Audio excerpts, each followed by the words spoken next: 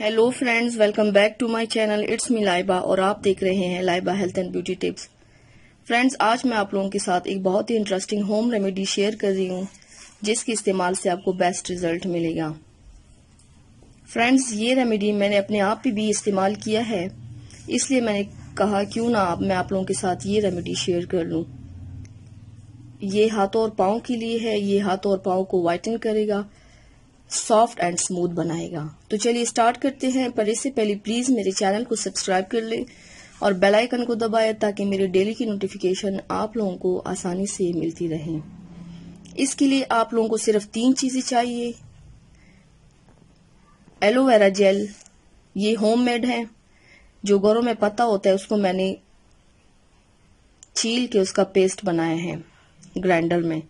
साथ में हमने पेट्रोलियम जेली लेनी है और इसके साथ हमने एक विटामिन ई की कैप्सूल डालनी है।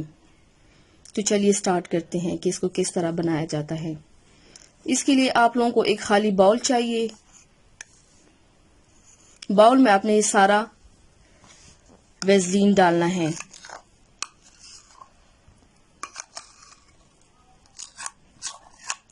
इस वेज़लीन को मैंने पहले मेल्ट किया है, पिघला दिया है। ये एक खाली जो डब्बी पड़ी है, ये सारा वेज़लीन मैंने इसमें डाला है। इसके साथ आप लोगों ने इतना एलोवेरा जेल डालना है कि ये स्मूथ पेस्ट बन जाए, और साथ में आपने एक विटामिन ई कैप्सूल डालना है। इसको आपने इतना मिलाना है, इतना मिक्स करना है कि ये यकजा हो जाए, एक क्रीमी पेस्ट में आ जाए।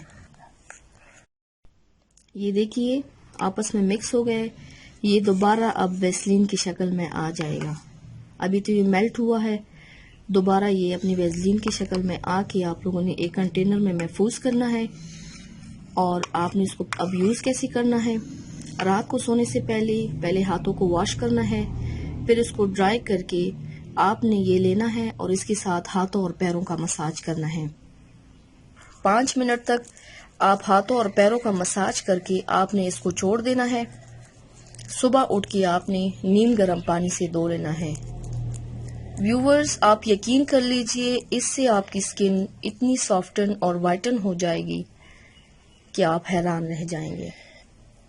सो प्लीज ट्राई जरूर कीजिएगा और मुझे फीडबैक जरूर दीजिएगा।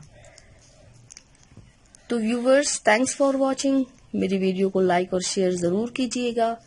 मेरे चैनल को सब्सक्राइब करना मत भूलिएगा। मिलते हैं मेरी नेक्स्ट वीडियो के साथ। तब तक के लिए अपना बहुत ज्यादा ख्याल रखिएगा। अल्लाह हाफिज।